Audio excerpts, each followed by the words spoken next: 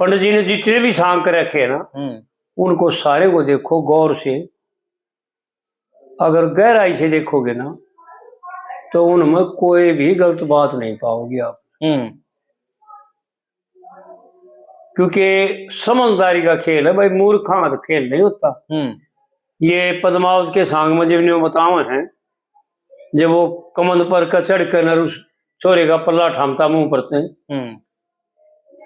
तो जब ने गामता हो 10 डंडे लगे, कमंद का पकड़ के ऊपर चढ़ गया, और भाई सुती उस जगह खातर मुंह पर पल्ला ठाया, तो जब लोग रुका मारा करते, न्यू भाई जवान छोरे है दादा मार दिए, तो छोरे का लत्ता ठामता मुंह पड़ता हो। पहले को है पंडित जी न्यू कहा करता, भाई न्यू नहीं है, खुंडा बड़ कटो।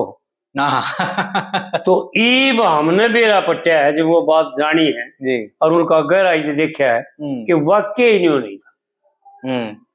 क्योंकि बात तक कुछ है, वो उनको समझो ना बात तो जो कह रखी, उनमें एक भी कौन है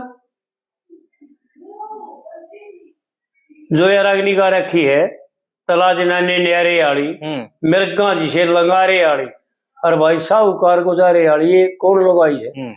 इसका पंडित जी ने उत्तर दे रखा है, मैं सोचा जब तक वह जागे, हमारी एक मन जोत क्लास है, और वह सोचा जब मैं जागू हमारी सबकी एक सलाह। तो वह लगाई ये कौन है जो जिसका जिक्र लोग जो आकर्षण करती है, या तो और कोई लगाई है, यानी भीतर की शरीर की लोगाई।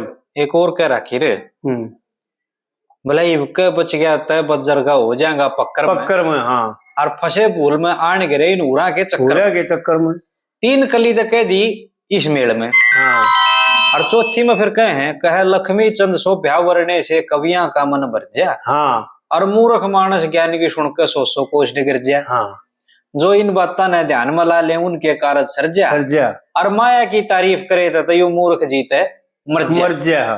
क्या बात है, इस माया के गुण दूर करने तब योगी फक्कर महा जी खुल के बता दिया कि मैं जो कह रहा हूं ना वह कोई और है।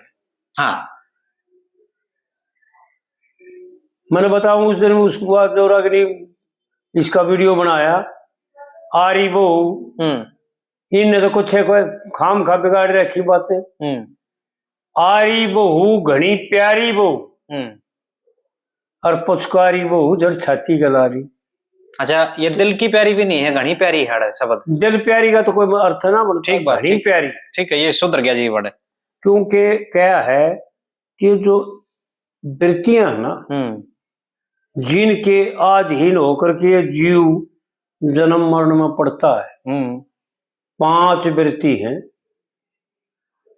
ज्ञान की दृष्टि से आपने छोटा प्रकरण बता दूं जी कि जब परमात्मा ने इस सृष्टि की रचना करी तो सबसे पहले ये 5 वृत्ति रची थी।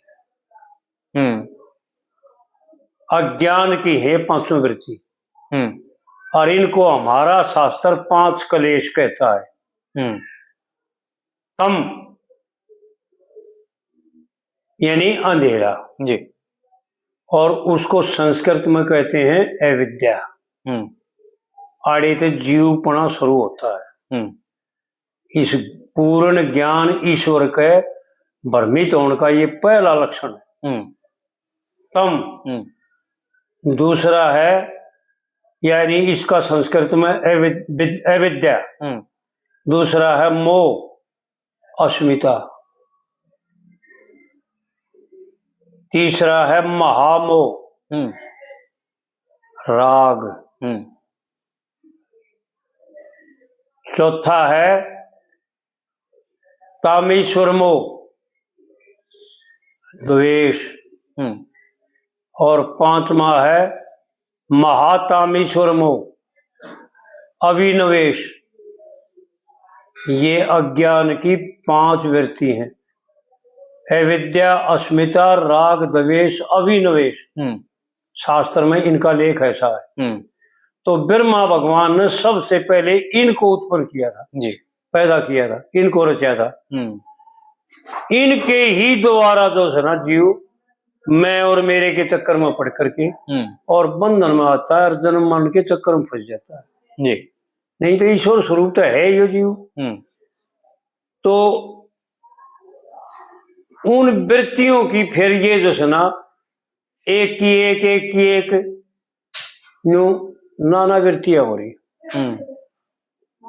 और इनसे तृष्णा एक वृत्ति है जो जीव की संगनी है, जो सबसे ज्यादा जीव को आकर्षण करती है, यानी मोह में फंसाती है जी।